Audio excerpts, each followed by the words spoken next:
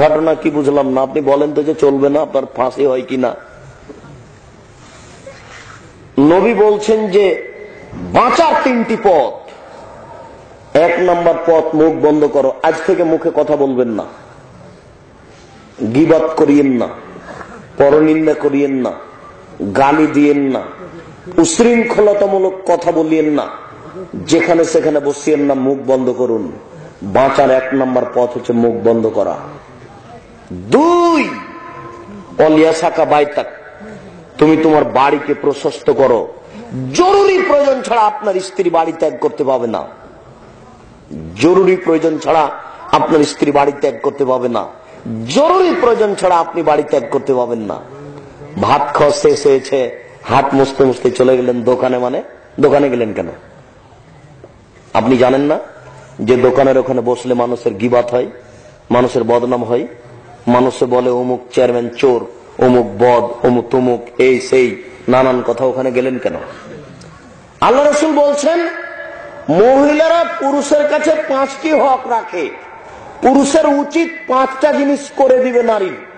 এক, যা খাবে, যে মানের খাবে সে মানের খাওয়াবে। আতে মহামাতায়মতা, তুমি খাওয়াবে তোমার স্ত্রীকে যে মানের তুমি খাও। দুই, ফাকসুহা মাক্তাসাইতা, যে মানের তুমি পরো সে মানের পরাবে, কাপড়ের মানটা যেন ওই মানের হয়। তিন, অলা তুকাব্বে, কখনো স্ত্রীকে কটু কথা বলো না। বলবেন না যে তোমার ঠোঁট মোটা, তুমি কালো। একবার যদি রং কালো বলেন 10 বছর আপনার সেবা করতে পারবে না। খবরদার নয়, কখনো বলবেন না যে তোমার ঠোঁট মোটা, তুমি কালো, এরকম কিছু বলবেন না। কোন সময় আপনি আপনার শাশুড়ির নিন্দা করবেন না, শ্বশুরের নিন্দা করবেন না। ওর বুদ্ধি কম। একবার যদি আপনি মুখে উচ্চারণ করেন তাহলে আপনাকে আর ভালোবাসতে পারবে না। এই জন্য রাসূল বলেছেন 3, কটু কথা বলো না। 4, ওলা তাজের বালা লজে, মুখের উপরে মারো না। 5, ওলা তাত্র কাইল্লা ফিল বাইত, তুমি তোমার বাড়ি ছাড়া তোমার স্ত্রীকে কোথাও থাকতে দিও না। তুমি তোমার বাড়ি ছাড়া তোমার স্ত্রীকে কোথাও থাকতে দিও না। তুমি তোমার বাড়ি ছাড়া তোমার স্ত্রীকে কোথাও থাকতে দিও না। মনে থাকবে কি? অবশ্য আগের 3টা আপনাকে আমি মনে করাতে চাচ্ছি, এই 5টা নয়। তবে আবার আপনাকে শোনাচ্ছি। 1, তুমি খাও, তুমি যে মানের খাচ্ছ সে মানের স্ত্রীকে খাওয়াবে। 2, তুমি যে মানের পড়ছো সে মানের পড়াবে।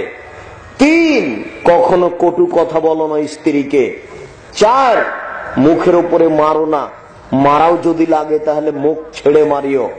5, তুমি তোমার স্ত্রীকে তোমার বাড়ি ছাড়া কোথাও থাকতে দিও না। শ্বশুরের বাড়ি যেতে পাঠাতে হলে নিজে যাবেন সাথে। বিবাহের বাড়ি যেতে দিয়েন না। বিবাহের বাড়ি যদি স্ত্রী যায় তাহলে স্বামীর সংখ্যা বেড়ে যাবে। স্ত্রীকে এখানে সেখানে পাঠায়েন না। নবী বলেছেন বাড়ি ছাড়া সে কোথাও থাকতে পাবে না। আপনার বাড়ি ছাড়া সে কোথাও থাকতে পাবে না। শুনুন, বাঁচার 2 নম্বর পথ হচ্ছে বাড়িকে প্রশস্ত করুন। বাড়িকে প্রশস্ত করুন মানে যেন আপনাকে ধরে আপনার স্ত্রীকে ধরে, যেন আপনাকে ধরে আপনার স্ত্রীকে ধরে। জরুরি প্রয়োজন আপনি বাজার গেলেন, বাজারের কাজ শেষ, তাড়াতাড়ি ফিরে আসেন। আপনি এমনিতেই গেলেন কেন? আপনার স্ত্রী খালার বাড়ি, ফুফুর বাড়ি, নানির বাড়ি, দাদির বাড়ি যাবে কেন? যাবে কেন? জরুরি প্রয়োজন ছাড়া যেতে পাবে না। যদি যায় আপনি কাপুরুষ, যদি যায় আপনি কাপুরুষ, যদি যায় আপনি কাপুরুষ। আপনার কারণে পরিবার ধ্বংস হয়েছে। 3, অবকেলা খাতিয়াতে, তুমি তোমার পাপের জন্য কাঁদো। মনে থাকবে বাঁচার 3টি পথ। বাড়ি যাবেন আর বলবেন। আব্দুল রাজ্জাক সাহেব বললেন আল্লাহর নবী বলেছেন বাঁচার 3টি পথ। আব্দুল রাজ্জাক সাহেব বললেন আল্লাহর নবী বলেছেন বাঁচার 3টি পথ। 1, জরুরি প্রয়োজন ছাড়া কথা বলা হবে না। বুঝতে পারেননি কথা? 2, জরুরি প্রয়োজন ছাড়া বাড়ি ত্যাগ করা যাবে না। স্বামী স্ত্রী দুইজনই, ছেলে মেয়ে কেউ বের হতে পাবে না। বের হলে ইমান ধ্বংস হবে। বের হলেই দেখা যাবে ন্যাংটা মেয়ে হাঁটছে। বের হলেই কারো গীবাত শুনতে হবে, বের হলেই কেউ গালি দিবে, জবাই করতে চাইবে। বাড়িতে বের হওয়া যাবে না, 2 নম্বর বাঁচার পথ। আর 3 নম্বর পথ কি বলেন তো? আল্লাহর ভয়ে কাঁদা। মনে থাকবে না মনে হয়? 1, মুখ বন্ধ রাখা। 2, জরুরি প্রয়োজন ছাড়া বাড়ি ত্যাগ করা যাবে না। 3, পাপের জন্য কাঁদতে হবে। আল্লাহ তাআলা বলছেন তুমি নিজেকে বাঁচাও। কিভাবে বাঁচাবেন? 3টা পথ দিয়ে গেলাম, আল্লাহ রাসূলের দেওয়া। মনে থাকবে না?